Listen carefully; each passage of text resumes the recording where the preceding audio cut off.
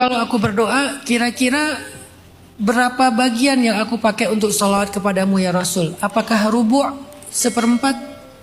Kata Nabi, boleh, tapi kalau kamu mau nambah, itu lebih baik.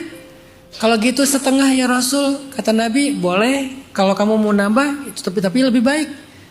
Apakah 2/3 ya Rasul? Boleh, tapi kalau kamu mau nambah itu lebih baik. Akhirnya dia mengatakan, kalau gitu aku akan mengisi semua doaku dengan salawat kepadamu ya Rasul. Maka kemudian Nabi mengatakan, idzan kalau gitu Allah akan menghapus dosa-dosamu dan mengangkat masalah-masalahmu.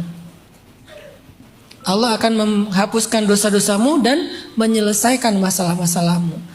Maksudnya apa? Kata para ulama hadis, ada satu metode berdoa yang keren banget, yaitu dengan tidak berdoa. Saya izin bertanya Ustadz, berdasarkan, nama saya Novala Arum Salsabila, saya salah satu mahasiswa di UIN Purwokerto. Panggilannya Mbak? Ova. Mbak Ova. Jadi pengalaman saya di tahun 2020 yang lalu, saya sempat 19 kali ditolak masuk universitas Ustadz. Kemudian 1 tahun juga saya menjalani gap year. Dan pada saat itu kondisi orang tua saya di PHK karena ada COVID-19. Dan kebetulan nenek saya juga harus terdampak dan meninggal dunia pada saat tahun 2020. Dan di tahun itu saya rasa kayak nggak ada kekuatan buat saya. Susah finansial juga Ustadz. Dan satu hal yang ingin saya tanyakan, saat ini saya menjadi salah satu guru PAI dan sering mengisi beberapa motivasi-motivasi juga. Tapi saya merasa apa yang saya bicarakan, apa yang saya katakan itu belum sesuai dengan tingkah laku saya. Dan saya juga takut Ustadz, apa yang saya berikan kepada anak-anak murid saya itu jadi bumerang untuk saya sendiri, karena saya tidak bisa sesuai dengan apa yang saya omongkan begitu Ustadz. Terima kasih. Ketika kita bingung dengan kondisi kita, kadang kita ada di titik kita sendiri nggak tahu kita butuhnya apa sih. Kita nggak tahu butuhnya apa, yang baik untuk kita itu yang mana. Terus kita kayaknya kehilangan arah gitu ya dalam hidup. Ketika kalian lagi ada di titik itu, maka salah satu cara untuk bisa keluar dari zona kebingungan itu adalah dengan, dulu ada seorang sahabat nanya gini ke Rasulullah, ya Rasulullah, inni uhibbu an usalliya alaik. Aku suka salawat kepadamu ya Rasul. Maka kalau aku berdoa, kira-kira berapa bagian yang aku pakai untuk salawat kepadamu ya Rasul? Apakah rubu' seperempat? Kata Nabi, boleh, tapi kalau kamu mau nambah, itu lebih baik.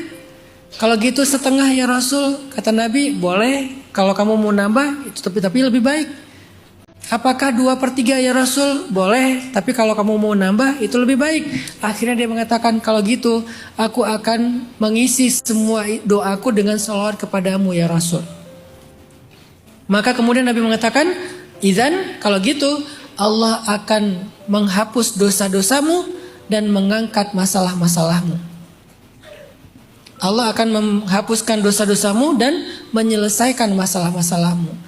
Maksudnya apa? Kata para ulama hadis, ada satu metode berdoa yang keren banget, yaitu dengan tidak berdoa, tapi berselawat. Jadi ketika kita angkat tangan, kita sendiri bingung mau minta apa. Karena kita nggak tahu apa yang terbaik buat kita. Tentang masalah jodohkah, tentang masalah karirkah, tentang masalah keluargakah, kita kayak bingung gitu. Kita sendiri lagi diambang kehilangan arah. Maka dalam kondisi kayak gitu, jangan minta apa-apa, berselawat aja kepada Nabi. Nanti Allah yang lebih tahu masalah kita akan menyelesaikan masalah kita, menggugurkan dosa-dosa kita dan memberikan kita pilihan-pilihan yang terbaik dalam hidup. Maka kalau boleh saya kasih masukan kepada Mbak Ova, Mbak Ova banyakin sholawat aja, sebanyak-banyaknya. Nanti setelah Mbak Ova sholawat, Allah sendiri yang akan mengisi hati Mbak Ova dengan rasa bahagia, rasa puas, rasa ridho. Setelah rasa kekurangan, kehilangan, kebingungan, itu akan Allah isi setelah Mbak Ova sholawat. Itulah ajaibnya sholawat kepada Nabi. Maka Mbak Ova dan teman-teman semuanya, kalau kalian punya hajat, tapi kalian bingung mau minta apa, sholawatlah kepada Rasul. Allah tahu hajat kalian dan akan menyelesaikannya insya Allah. Apakah jodoh yang baik hanya untuk orang baik? Lalu bagaimana dengan orang yang masa lalunya kelam atau tidak baik? Apakah bisa mendapatkan jodoh yang baik? Terima kasih. At-tayyibin lit-tayyibat, laki-laki yang baik untuk perempuan yang baik. Jadi kalimat itu kalimat kesimpulan dari ayat-ayat sebelumnya yang panjang. Pelajarannya apa di sini? Sebetulnya semua kita bisa menjadi thayyibat dan bisa menjadi thayyibin. Sederhana caranya, perbaiki diri kita. Gak usah fokus, gak usah terlalu dihantui oleh masa lalu kita. Semua orang pernah berbuat dosa. Bahkan kata Nabi dalam hadis qudsi, Allah berfirman, seandainya manusia tidak berbuat dosa, Allah akan membinasakan mereka. Lalu Allah akan mengganti dengan satu makhluk yang mereka akan berbuat dosa, lalu mereka bertaubat dan Allah akan mengampuni dan menerima taubat mereka.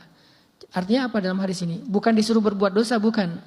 Gak disuruh aja kita tetap berbuat dosa ya. Udah dilarang masih berbuat dosa, jadi bukan disuruh berbuat dosa. Gak ada satupun dari kita yang luput dari salah dan dosa. Bedanya, sebagian masih dihantui, sebagian lebih fokus kepada taubat dan memperbaiki diri. Bedanya, ada yang Allah buka aibnya, sebetulnya dia buka sendiri, kemudian Allah biarkan. Ada yang Allah tutupi aibnya. Maka sekarang yang paling fokus dalam ayat at-tayyibin lit-tayyibat itu adalah kalau kalian pengen dapat suami yang soleh, coba pantaskan diri kalian. Kalau kalian pengen dapat makmum atau istri yang soleha, coba pantaskan diri kalian. Itu fokusnya. Jadi bukan tentang masa lalu, kayaknya aku gak layak deh dapat imam yang hafiz, kan aku orang yang banyak dosa. Kayaknya aku gak layak deh dapat makmum yang solehah, yang menutup aurat, kan aku banyak dosa. Jangan ke belakang ngelihatnya, tapi lihat sekarang dan ke depannya. Sehingga kita akan mendapatkan seseorang yang layak untuk kita saat ini dan yang nanti, bukan dulu. Jadi jangan berkecil hati dengan apa yang pernah terjadi di masa lalu. Semua kita adalah pendosa. Tapi kata Nabi, sebaik-baik pendosa adalah orang yang bertaubat. Dan dalam hadis yang lain Nabi bilang, orang yang bertaubat dari dosa seperti tidak pernah berbuat dosa. Gitu ya, jadi fokus ke masa sekarang dan masa yang akan datang. Jangan terlalu ditakut-takutin sama setan. Lo tuh jahat, lo tuh jelek, lo tuh hina, lo tuh najis, lo itu aib, lo itu banyak kurangnya. Itu semuanya adalah talbisul iblis, cara syaitan membuat kita berputus asa dari rahmat Allah. Nauzubillah min dzalik.